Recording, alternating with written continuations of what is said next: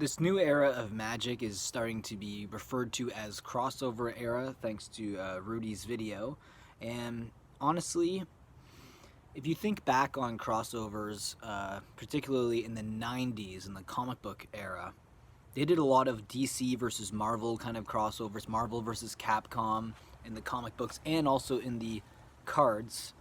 But a lot of those comic books and stuff, they've completely went down in value. I remember like there was like Batman versus Predator, Bloodlines comic books that I used to collect when I was a kid. If you look at the value of what they were actually selling for, comic books in the 90s was a massive bubble.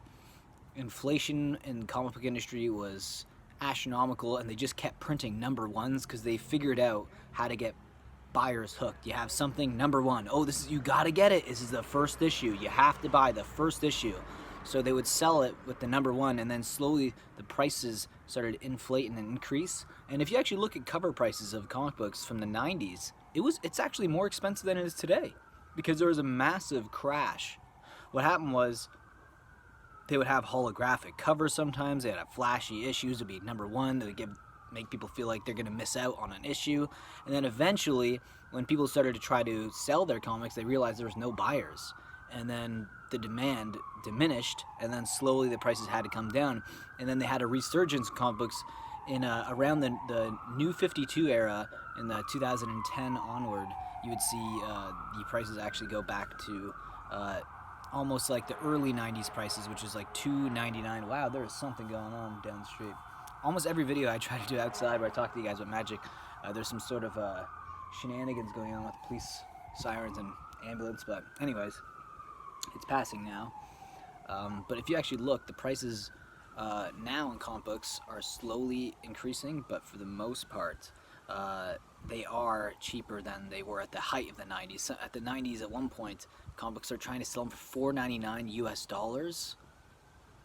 And think about people's wages in the 90s are even lower than they were today, right? So the amount of money people were spending on comic books, number one issues, especially Image comics, and then a lot of these crossovers like Marvel versus DC and Batman versus Predator, eventually there was a crash.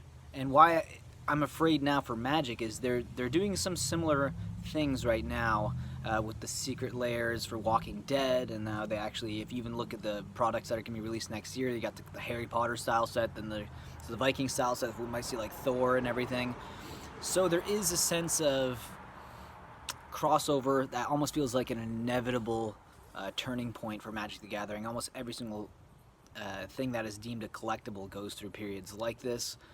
Comic books, if you actually look at even baseball cards and hockey cards in the 90s crashed as well, but that was because they were just printing too much. So it's a little, I don't look at Magic Gathering so much in the regards of the actual like sports cards industry in the 90s. I look at it more like through the lens of the comic book industry, because the comic books, they did do a lot of crossovers, but also it's more of a collectible, I guess, in my eyes, at least for like the nerd side of it.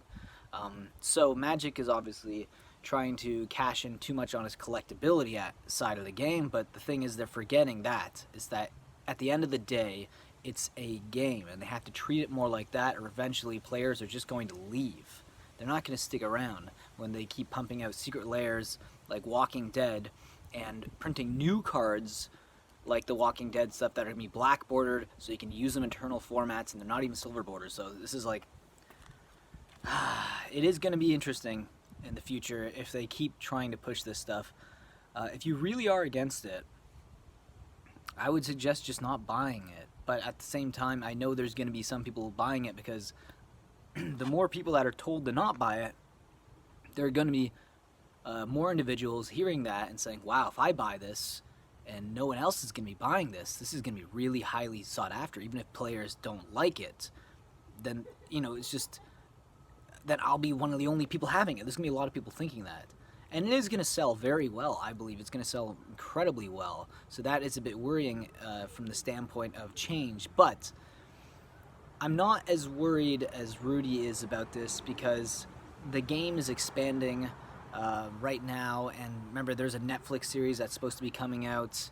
and I can see that bringing in more players. And so as long as the game is expanding in a player base, then as long as they don't push this too much, I think they might retract. Because if you look at historically, whenever they do make a mistake, they end up like canceling things like core sets, and then they canceled masters for a bit, but they did end up bringing it back. So, but there was more of a demand for them. That's why they brought it back. And if there isn't really a demand for, you know, at least Walking Dead style or like TV show style cards that are placed into secret layers, then I don't think they will be bringing it back. So that's something to at least bear in mind.